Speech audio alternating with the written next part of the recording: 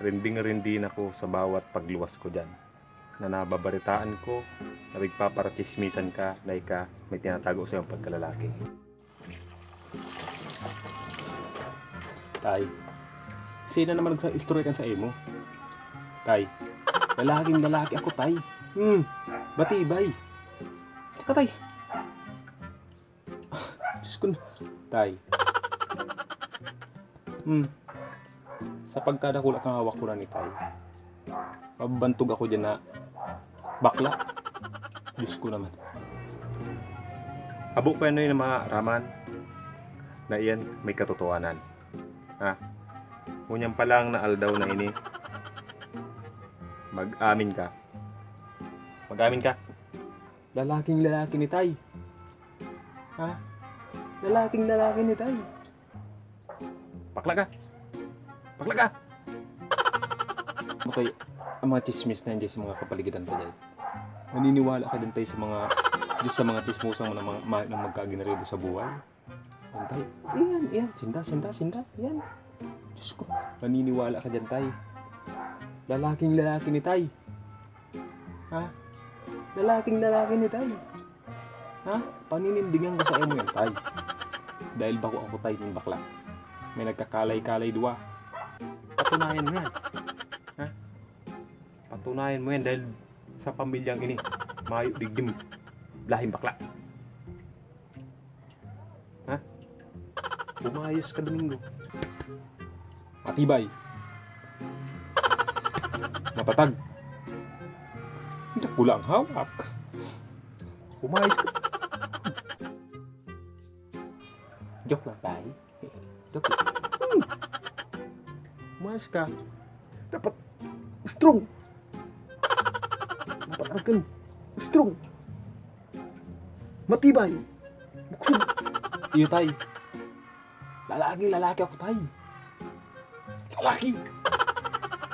Tatandaan ko yan tay. Tatandaan kong gabusan sa sabi mo tay. Tatandaan ko yan. Arugon mo lang kunoy. Kung paano ko kalalaki. Ama mo baga ko. Ha? Paisa ko yung lain bakla. Ha? Dapat makusog kita. Pati ba ay? Dahil kita magpakaluya-luya. Ha? Itatak mo dyan sa kukuti mo. Iyo tay. Lalaki ako tay. Mayo kitang lahing bakla. Tatanda mo yan ha. Magpakalalaki ka. Kusog kita, kusog. Matibay.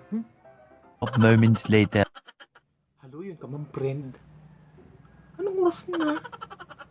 Grabe ka, halat ko sa imo. Ara mo naman. Para sermonan ko pa si Aki ko ta. Nababantog dyan na bakla daw. May pagkalay daw ng bakla. Ara mo mambaga. Digdi sa pamilyami. Udang bakla, kundi Ako lang. Para mo yan? Ha?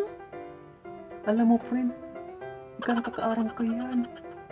Udang ibang bakla, kundi ako lang. Sa pamilyami, kundi ako lang. Ha? Ha?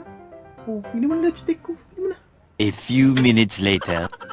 Okay na. Parimati na naman ng mga kalalakihan kainisak ko. Bonggang-bongga.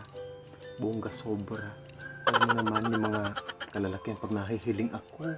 Naku, nagkikiribol-kibol ang lubot. Kamusta na daw? Talas 10 na. Aram mo mga kalalakihan dyan sa luwas. Mga ano yan. Mga mahilig sa mga gayon. Mga pantasya ng bayan. Aram mo naman ako pang laspag. Kaya siyempre aram mo naman yan. Pag nahiling ako, ang mga lubot nila binong kukurubol-kubol. Nagkakasirin ko pati minsan. Nagdadrapla na. Kaya mahilo mga kalalakihan dyan. Garatok ng mata. Ay ang payo.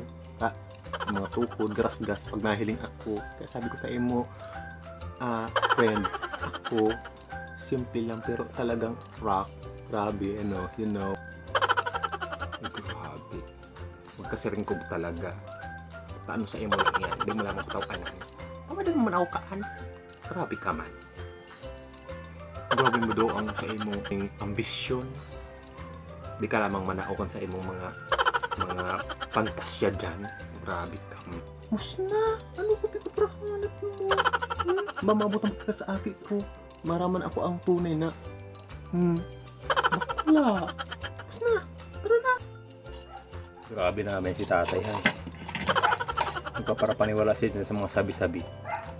Hindi niya aram ang mga tao niyan. Talagang nagpapaikot ang mga chismosa-chismoso. Pagdududahan niya pa ko ng bakla. Sa hawak ko na ni pagdududahan niya ng bakla. Alap lang.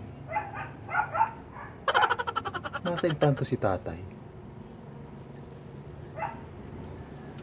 Maripang sunodon ko si tatay kung masain si tatay. Iyo ano, tama. Kumanda kang ngunyan sa kuya tay. Ang pinagsasabi mo, ako bakla. A little later. Ano friend? Okay na? Bunggang-bungga na. Ano? Ha? Look my face. Grabe.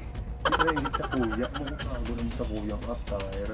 3,000 years later.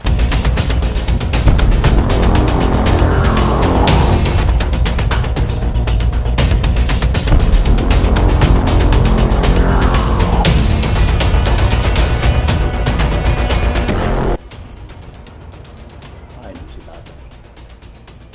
Lumayad dia. Lumanggaw sa balimbing daw. Grabe yan. Si tatay. Digtiyo. Garong may naging sa laog. Maramang ko lang tay. Na ikang bakla. Kaya sana. Dahil magkatotoo ang hula ko tay. Anong sugudon ko na. Medyo ang pagmati ko ay medyo makusugo ng kutob ko na talaga niya hindi si tatay.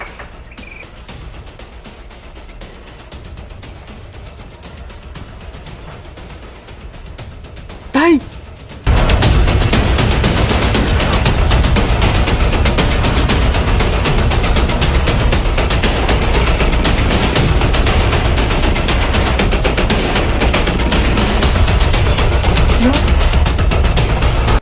Sinasabi ko na talaga tay, ika talaga tay ang bakla tay.